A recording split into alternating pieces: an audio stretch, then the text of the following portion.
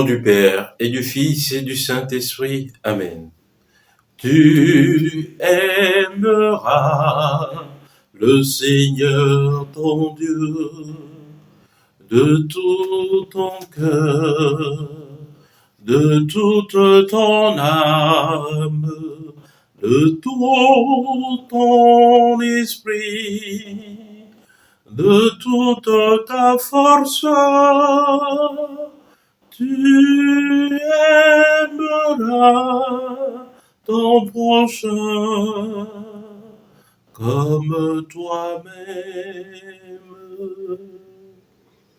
Évangile de Jésus-Christ selon saint Luc. En ce temps-là, de grandes foules faisaient route avec Jésus. Il se retourna et leur dit, « Si quelqu'un vient à moi sans me préférer à son père, à sa mère, sa femme, à ses enfants, ses frères et sœurs, et même à sa propre vie, il ne peut pas être mon disciple. Celui qui ne porte pas sa croix pour marcher à ma suite ne peut pas être mon disciple. Quel est celui d'entre vous qui, voulant bâtir une tour, ne commence par s'asseoir pour calculer la dépense et voir s'il a de quoi aller jusqu'au bout?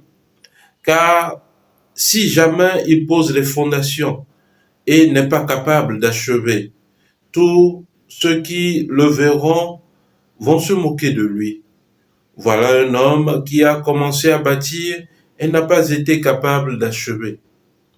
Et quel est le roi qui, partant en guerre contre un autre roi, ne commence par s'asseoir pour voir s'il peut, avec 10 000 hommes, affronter l'autre qui marche contre lui avec 20 000. S'il ne le peut pas, il envoie, pendant que l'autre est encore loin, une délégation pour demander les conditions de paix. Ainsi donc, celui d'entre vous qui ne renonce pas à tout ce qui lui appartient ne peut pas être mon disciple. Acclamons la parole de Dieu. Louange à toi, Seigneur Jésus. Bien-aimé de Dieu, paix et joie à vous. Aujourd'hui, dans l'Évangile, Jésus nous donne les conditions pour faire partir de ses disciples. La première condition, c'est de préférer Jésus à tout homme, de préférer Jésus aux liens familiaux, père, mère, enfant, femme, frères, sœurs. Car, chers frères et sœurs, le premier commandement nous dit d'aimer Dieu. Et le plus grand commandement, le premier, selon Jésus, c'est d'aimer Dieu par-dessus toute chose, de tout notre cœur, de toute notre âme, de tout notre esprit, de toutes nos forces. Chers frères et sœurs, il nous faut reconnaître que même nos parents nous sont donnés par Dieu. C'est vrai, nos parents sont biologiques, mais ce n'est pas eux qui nous ont appelés à l'existence. Nous sommes un don gratuit de Dieu, une pure grâce de Dieu. Donc, nos parents nous sont donnés par Dieu. Notre conjoint nous est donné par Dieu. Nos frères et sœurs nous sont donnés par Dieu. Et si nous n'arrivons pas à aimer Dieu par-dessus ces personnes, alors nous allons recentrer notre vie sur ces liens familiaux, alors que Dieu est la source de toutes choses. C'est par Dieu que nous sommes venus à l'existence et c'est lui qui dirige notre vie. Quand Dieu nous demande de l'aimer plus que toute chose, c'est que nous devons reconnaître que tout nous vient de lui et lui seul. Et ensuite, accepter de faire route avec lui. C'est-à-dire, quand je me lève le matin, de demander au Seigneur ce qu'il veut de moi, ce qu'il veut que je fasse pour lui tout au long de cette journée. Ce n'est pas ce que veut simplement mon mari, mais bien avant ce que veut le Seigneur. Le psaume 117 ou 118 selon la Bible nous dit « Vaut mieux s'appuyer sur le Seigneur que de compter sur les hommes. Vaut mieux s'appuyer sur le Seigneur que de compter sur les puissants. » La ressource véritable que nous avons dans notre vie, c'est le Seigneur, lui et lui seul. Chers frères et sœurs, Jésus nous donne l'exemple d'une personne qui veut bâtir une maison. Il en pose la fondation, mais ne voit pas s'il a les moyens d'aller jusqu'au bout de la construction. Le véritable moyen et la fondation elle-même résident dans Dieu. Ce n'est pas dans le monde, ce n'est pas dans ce qui nous appartient. Le trésor véritable est en Dieu.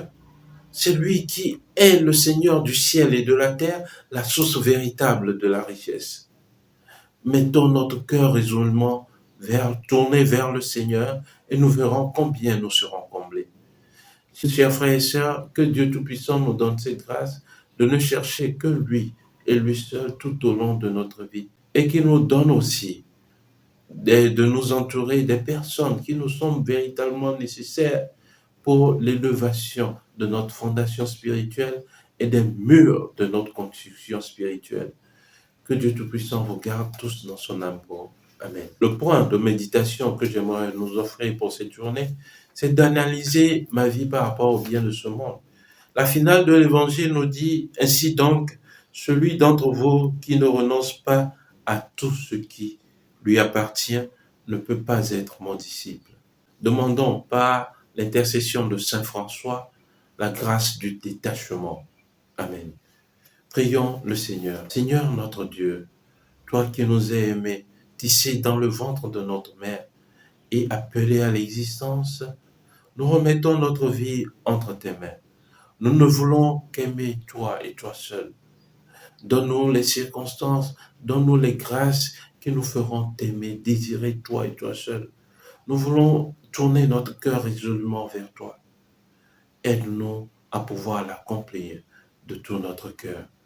Et aide-nous surtout à mettre ce que nous possédons pour ton service, à reconnaître que tout cela nous vient de toi et de toi seul. Amen. Bien-aimés, que Dieu Tout-Puissant vous bénisse et vous garde, lui qui est Père et Fils et Esprit Saint. Amen. Excellente journée de prière et de travail, et que les bontés de Dieu demeurent avec vous. Amen.